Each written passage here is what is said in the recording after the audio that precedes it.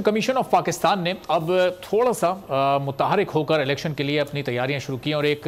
जो इब्तदाई फहरिस्त है इस वक्त वो सामने आई है हल्का बंदियों की। और उसके बाद अभी एक लंबा शेड्यूल भी सामने आ चुका है, चूँकि आज यानी 28 सितंबर से 27 अक्टूबर तक अब इन हल्का बंदियों पर एतराज़ात और तजावीज़ को जमा किया जाएगा, देखा जाएगा और फिर उन पर जो फैसला लेने का टाइम है वो 26 नवंबर तक है। यानी अभी 2 माह सिर्फ इसी काम में इलेक्शन कमीशन सर्व करेगा और फिर जाकर 30 नवंबर को ये मामला मुकम्मल होगा। तो जैसे जैसे इलेक्शन की तरफ हम जा रहे हैं वैसे वैसे हम ये देख रहे हैं कि सियासी जमातों के लिए और ख़ासतौर पर सियासी जमातों की क़यादत के लिए हालात कुछ मुश्किल ज़रूर हो रहे हैं। मियां नवाज शरीफ की वापसी से मुताल्लिक जो बातें पहले हो रही थी उनके इस्तकबाल को लेकर अब उसमें भी एक तकसीम नज़र आ रही है और अब ये देखना होगा कि मियां साहब को अदालत से रुजू तो करना है, लेकिन क्या उनको पाकिस्तान पहुँचते ही गिरफ्तार किया जाएगा या नहीं किया जाएगा, या फिर उन्हें खुद अदालत में पेश होने का मौका दिया जाएगा कि वो अपनी प्रोटेक्टिव बेल ले लें और फिर उसके बाद जो भी उन्हें अपने सियासी मामलात आगे बढ़ाने हैं, जिस तरह से अपनी जमात की कैंपेन करनी है वो करें। और फिर साथ साथ एक खबर ये भी आज बड़ी अहम आई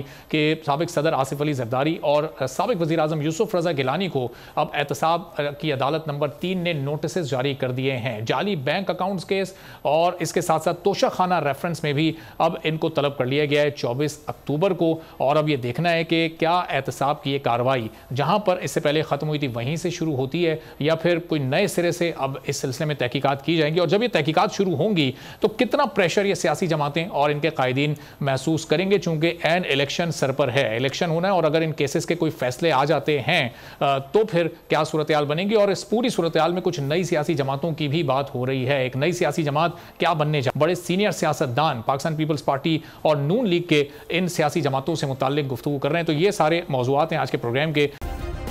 सब्सक्राइब करें और बेल दबाएं ताकि कोई खबर रह न जाए।